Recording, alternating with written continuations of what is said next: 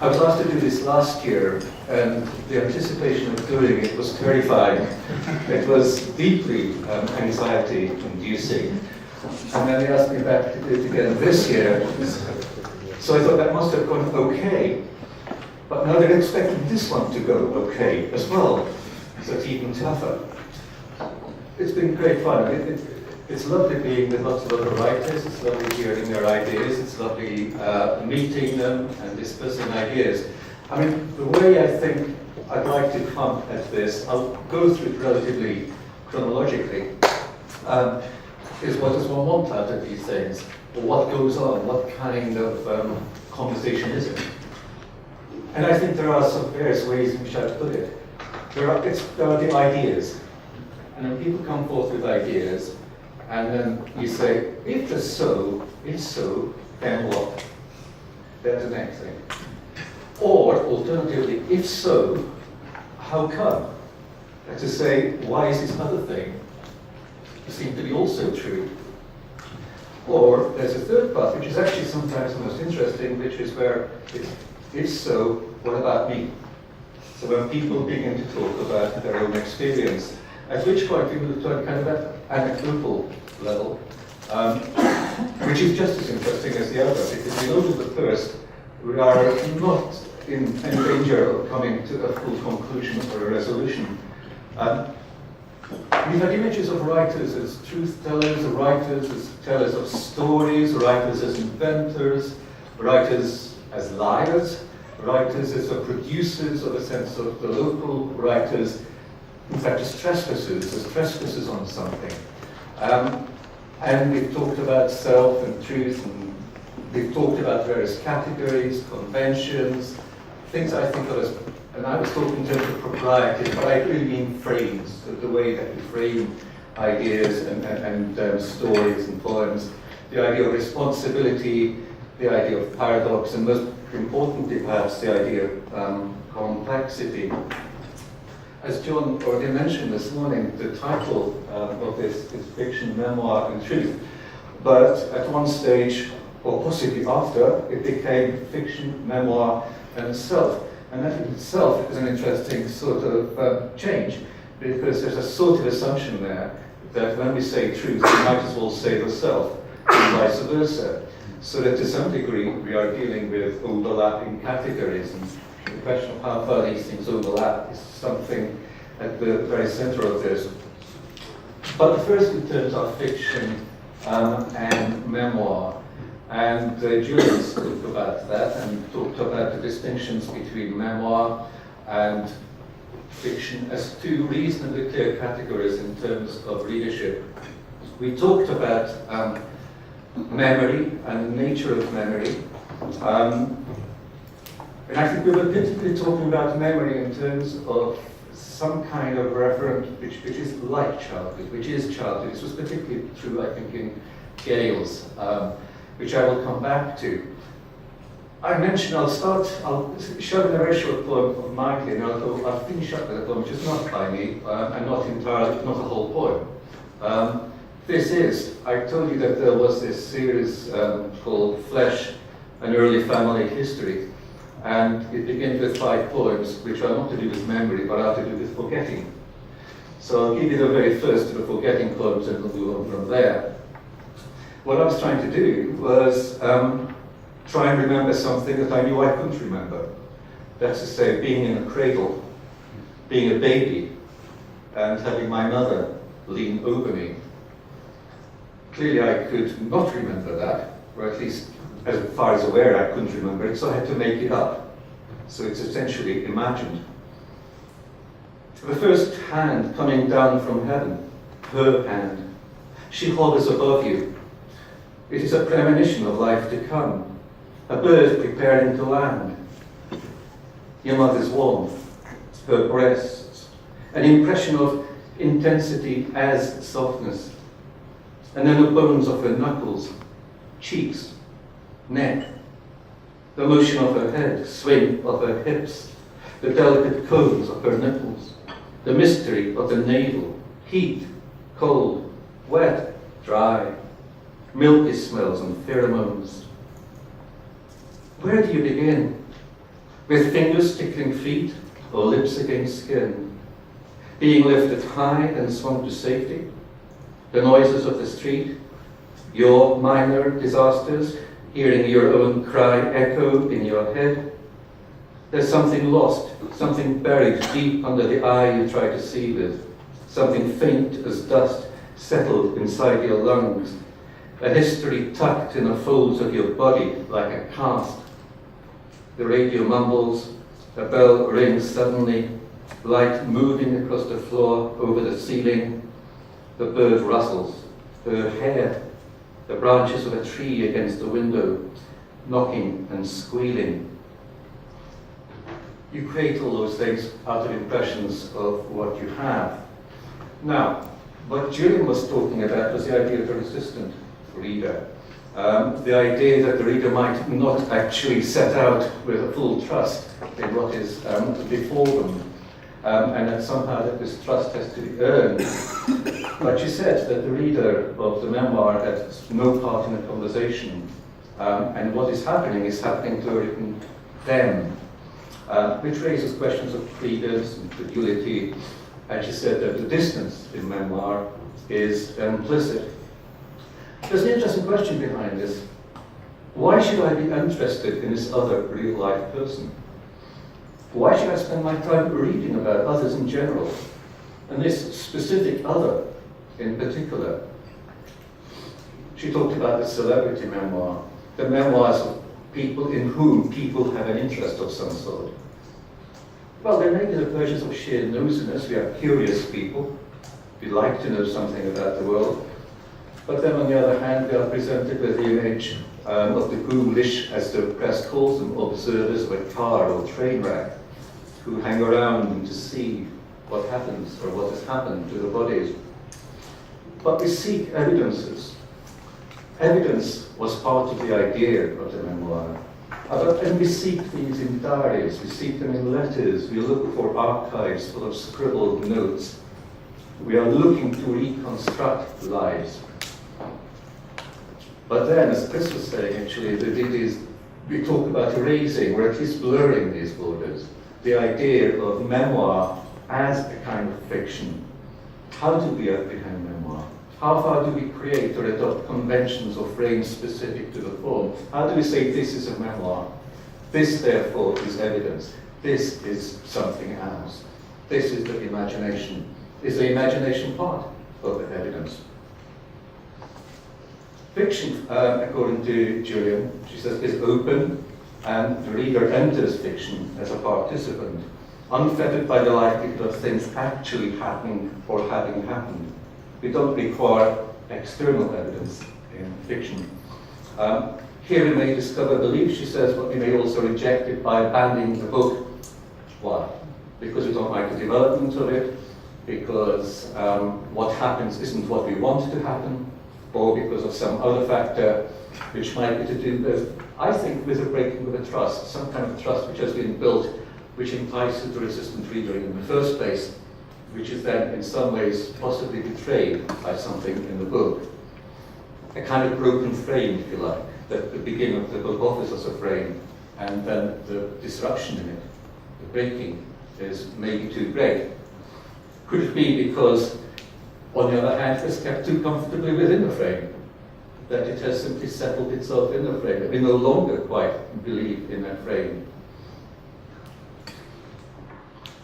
What is the life we are, after all, looking for? In what way is a life exemplary, in a way? In what way is it true? In John's presentation, he was, I think he was, the story of Nancy that we will remember. There's an idea, and I think the word objective truth was actually mentioned, the idea of scientific truth, at any rate. There's a truth. And that truth is not the same as a story. Because the story of Nancy is that she has to make up a story, somebody else suggests a story to her, which is then redeems her in some way, which offers her a kind of better, more fulfilled kind of life. And he asked that question, didn't he, that life it was some kind of television or some radio program about the 6 million stories or 7 million stories, and these stories could go on forever being extended, but that somehow all of these stories might approximate to a Nancy kind of story. That is to say, maybe a person telling a story of their life from the point of view of having kind of moved beyond their difficulty and then resolving that difficulty. And I was remembering to somebody a television show called The Naked City, which was actually an original film, I think, back in 1948, a film noir, which began with the tagline, there are 8 million stories in a naked city. No, those 8 million stories weren't redemption stories, they were crime stories. So they would have been stories in which the frame had shifted. They were still stories, they were still taken out of, if you like, some kind of total truth or some understanding of truth into a particular kind of focus. John talked of the typicality of the 19th century realist novel, and that how the best were both unique and were representative. And I wondered whether what was wrong with Nancy's story is that it was intended to be a matter of being over-representative. That's to say, we admire Nancy because we think we can do that. And John also wondered whether objective truth might exist. Are our life stories art to compose? And if we were the authors of our own life stories, if we were that, are we also the authors of their truths? And we tended to be divided over this. I mean, some people believe that generally observed phenomena of, say, gravity, you step from a high window, we are likely to fall, is a truth and not a story. Others believe that truth cannot be detached from a story about gravity. And the readings of the evening, which I want to talk about a bit, in themselves serve as exemplary stories. I'll probably concentrate on this particularly because in the reading, even by Anna and Tim and by John, it seemed to be such a crystallization of the very questions which we're discussing. There's distinctions between memoir and fiction, between what you might think of as evidence-based and what you are allowing to be a product of the imagination. Tim, I think, gave, well, let's talk about Anna first. The first book, The Stars to Land, is a book based on research, almost a kind of legal research. It's kind of evidential thing. You go to people, you receive answers, you try and tell the stories, and the fact that they are evidential is what matters. We would begin to distrust it were it not believably, credibly evidential. And then she read a passage from the new book in which Auden appears, and Auden has a conversation, although that is an imagined conversation with an invented situation, and that's context. In that context, we have the interesting job of saying, here's a real person about whom we know something. So Auden can be Auden-esque, if you like. And then he's engaged in something which we have kind of taken over, and something which to some degree blurs that interesting passage between memoir and fiction, although we know it's fiction, so it's not holding it with standards of evidential truth. Tim gave a fascinating example of truth as both memoir and fiction. In his memoir, Teach Us to Sit Still, he rendered his own experience of a meditation cure in persona himself. That self was anxious, vain, comical, human. It was a genuine Tim Parks version of the Tim Parks who, confusingly enough, merged with a parallel figure, Tom Pax. In the other, the fiction, he invented a female figure in the same setting, or what we assume is the same setting, that's why he put them next to each other, inventing experiences for her that required less interiority, more observation, in order perhaps to understand the same dramatic situation, which consisted of a specific place where specific people went to undergo specific experiences. A kind of triangulation, if you like, of both truth and self. And then John read an absolutely gripping, fully chronological story, in which step followed step as minute follows minute, to make a full ladder of minutes with countable and fully counted rungs. They're counted because so much depended on them.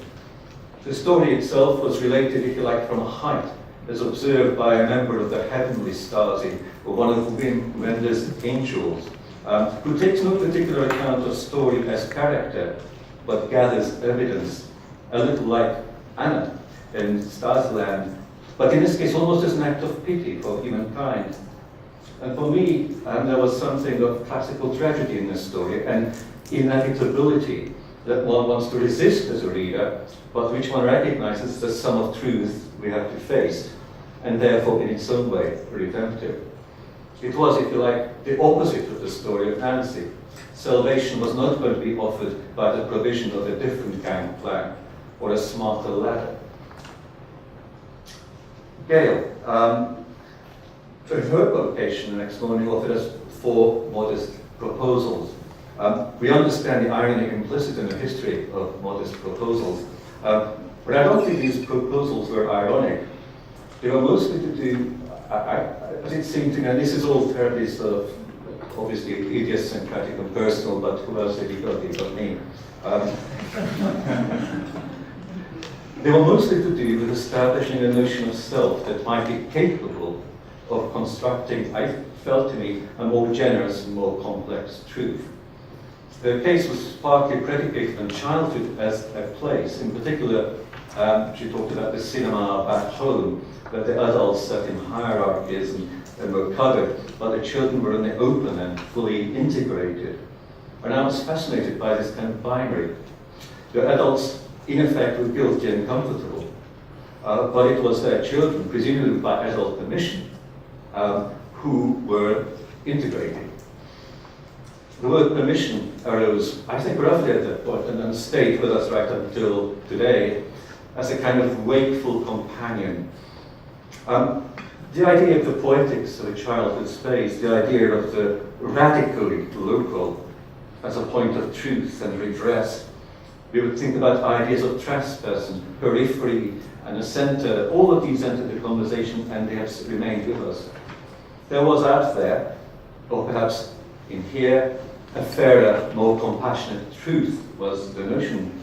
In effect, the children in the exposed part of the rough and ready auditorium might trespass onto adult territory. The Aboriginal boy drawing diagrams on his crate might enter the covered space so that we might reorientate ourselves around him. The Blue Streak missile would still be the Blue Streak missile. Nancy's redemption might come through a darker route under a darker covering. As an Aboriginal boy, his sticky fingerprints, the articulations of a parachuting body, which would also serve as a metaphor for writing. The dense affinitive, a term from David Malouf about which I inquired, would then be bodily and locational. The space, both inner and outer, would be dense, actually with self and truth, and we'd be trying to work out, we'd somehow integrated them. It would constitute an intimate space, and intimacy was another of the subject which I think came up under Alvin. We discussed the self as metaphor for a while and talked about the way stories might unconsciously enact key childhood memories. Alex was talking about that, about the way mask might be a way of approaching the kind of intimacy outlined in Gail's presentation. They too talked about childhood as a body, but that in reading, it wasn't physical presence that was desired, but disembodiment. The mind and writing itself being perhaps bodiless. We don't necessarily want a writer bending over, as they said, his or her breath hot on our necks. But it was also pointed out that children, I think this is Robin, don't expressly want, who was it? Children don't expressly want to be children. That they might, on the contrary, prefer to be adults, if only because they perceive adults to be the controllers of those children's lives and their own lives. And as Julian noted, the lives of those in puberty are less prone to memory and interpretation. It wasn't Robin, I'll come to Robin. Childhood, I think it was Eleanor who said this, was a place where we can enjoy paradox without contradiction. That's sort of arrangement which we desire, which we'd love to be able to be at the center of. Alvin. Alvin began with a funeral and ended with dust and ashes. So we began with death and we ended with death. And in the meantime, there was this question of what does one do? There was ritual on the one hand, and to some degree that was again versus personal feeling. There was then, which then modulated into the notion of state demand, as against indifference, independence, and games playing in the situation of the expectation of either ritual on the one hand, or demands, expectations of states and other powerful bodies on the other. Dust and ashes, dust and ashes. The adults here were doing two things. They were ritually mourning a life and they were running a state. Insofar as the funeral was concerned, there was a form and the proprieties associated with the form. The form was ancient and hierarchical. People had their functions and stations. There was grief and fear. Two of the key elements in the death were shaped and were given allocated roles. Trespassing against the form was a form of sacrilege, signifying, as I understood it, of respect. And this obtained across a whole range of familial relationships. I mean, we're talking after he was dead, explaining how the period of mourning goes well beyond the funeral. So beyond the primary ritual into bans against marriage in that period, and there were certain prescribed ways of behaving. The role of the state was not quite analogous, perhaps, the state education system in affirming a view of itself, presenting a face to the world. The state was concerned with the world of the market and public success in marketing terms. The presentation of the national self, and that's something that has come up time and again, was prescribed much like the ways of behaving at the funeral. What is the writer's role? What kind of propriety or responsibility is incumbent on the writer, if any? And to what degree should the writer offend against the first and reject the second? In the end, said Alvin, we breathe the ash dust into our lungs and carry them home with us. One of the most powerful some phrase which I remember. In that respect, then, we are perhaps, as our Western-style selves tell us we are, the writer is fundamentally a solitary. The relationship between writer and reader is as one solitary to another. We are not wholly part of the funeral. We resist absorption into the state. We stress the self and the truths of the self, the truth in the self. That was two terms which are led the whole discussion. A discussion of centers and peripheries was beginning to emerge. If the state, the ritual, the adult, the center, if that is the center, is the writer's place at the edges of ritual, transgressing against its complex codes, at a point in locatable, sticky-fingered, numinous childhood. And as far as the centers of powers are concerned, necessarily, at the periphery. There was some question as to how far we expect writers to speak with that political situation. The question picked up again today. In what way is a Nigerian writer, a Ugandan writer, a Somalian writer expected to write about being of that place, and by who? How far was the location in the local? And I think back to Gail's point here, an obligation, if one was to be considered a serious writer, is that one should have some sort of direct taproot line to the local, because the local is associated also with a sense of the body in the first experience. Was the imagination local or metaphorical? Was it a free agent or had it responsibilities? If you are not at a center of cultural power, say at a major Western metropolis, are you obliged, if not by moral or aesthetic conviction, to engage with that power and to do what it seems to demand? At this point, I think we were thinking of ourselves as writers, as good guys, people who essentially want good things and who are interested in bad things.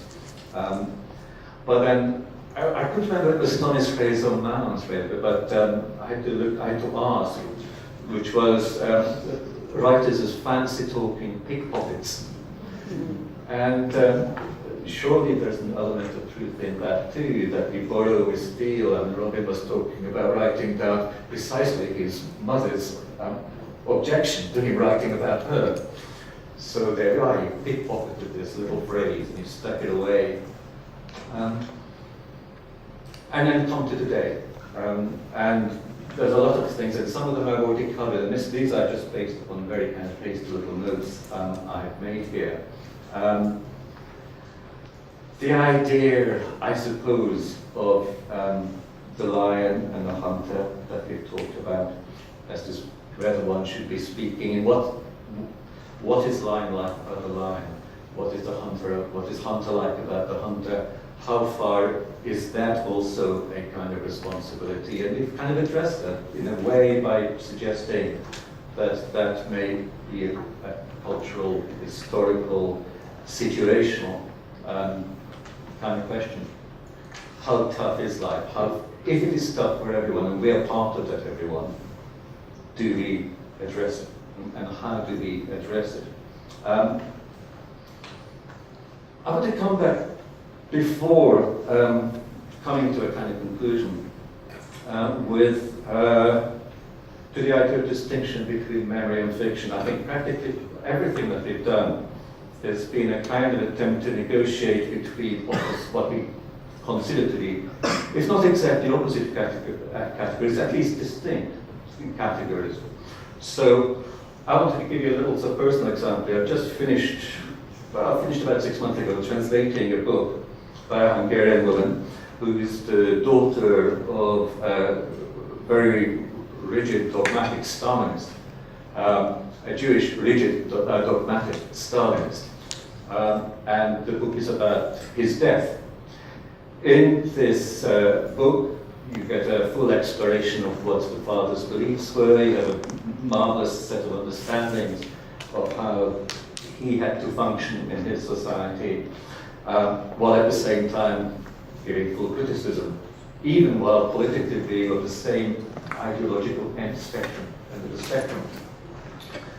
This book then is currently with a British publisher, and the British publisher has said, look, we'd like you to change certain things in this. In this book, there were passages where the writer, who had given herself a different name, was going on walks in the morning and writing down her impressions of these walks in passages which were inset, which didn't use capital letters, which were kind of internal monologues. She also included letters which were addressed from, I presume, I didn't know whether these letters were real letters or whether they were conjectural letters that might have been written. They were certainly signed under the fictionalized name of the author. Okay, so the publisher says this won't do. This won't do because this is very confusing for the reader. The reader expects one thing in a memoir, and these other things are confusing for them. And she asks us, well, this has not been a problem in Hungary, this has not been a problem in the Czech Republic, it's been translated into Czech as well. So why is it a problem here? It's difficult for me to answer, and I throw it out as an interesting question, because I don't fully know the answer. I can see that formally there are interesting questions as to whether one thing quite goes with another, but this question of being assured of the truths of the self that we rely upon are, I think, at the center of it. And just to conclude, Elvin asks, can a writer create a center of one's own? And is there an escape velocity? And the two are kind of related, I think, with those two questions. And you think of Eliot's tradition and the individual talent, in which you say that the writer reorganizes the past around the writer simply by being there. So to some degree, they can, if they're sufficiently good and sufficiently lucky, they can kind of create a center of their own, or at least provisionally so, or in some respects, and so forth. India, it's very interesting. My experience of India, I remember reading in India, in the Times of India, the delighted proclamation that Indian English is now the most spoken English in the world. More people speak it than speaks. But we've long known that standard English that is spoken here has not been the major English of the world, it's most spoken English. And then Chris, this is what Francis's idea, which I thought the contempt idea, I think that requires a lot of interesting thinking, because I thought there were all interesting sort of psychological kind of dances to be conducted if that were going to happen, because we partly depend on our readers too. So there's this, and that's partly one reason why you might then want to have a certain degree of distance or indifference or possibly even contempt towards them. And the last of the things which I want to address is this notion of Holocaust literature and truth. There are a number of outstanding books which do deal with this. Primo Levi's and the Tobias example, etc. But there's a Hungarian writer who won the Nobel Prize, Szirtes, whose book Faithlessness is an account of him at the age of 15 being taken into Auschwitz. Now the interesting thing, he writes that book, and what he finds is when it comes out, nobody understands it. Words have simply kind of lost their meaning. And his books, that book is a relatively straightforward, simple book. Szirtes' books, ever since, have been ever more indirect, ever more unuser-friendly. As though he were trying to steer himself into a position where you can so circumscribe that experience that the truth may be spoken about it, because whatever objective truth he was speaking about it, when his relative asked him on his release, he felt it was wrong. He felt he was in some ways lying. It was just simply occupying language was somehow immoral. And now I'll wind down. It sometimes seems to be that conferences to me, but I think all conferences are like this, is that we have a kind of central idea and that we kind of hover around it, and we can't really do very much more. Should they begin with the notion of memoir on the one hand and fiction on the other? Should we see that in terms of objective or scientific truth on the one hand versus narrative with all its functions on the other? Is it in terms of is it a question of documentary versus imagination? Is it a matter of observed codes and transgressions against them? Each time we change these terms, every time we change one of these, we modify the meaning of self and truth. I wanted to finish with this and then a poem. One of my favorite jokes, it's ever so short, and you probably heard it, and it's a man rushes into a doctor's surgery at night and says, Doctor, you've got to help me, I keep thinking I'm a moth. And the man says, the psychiatrist is next door. And the man replies, yes, but your light was not.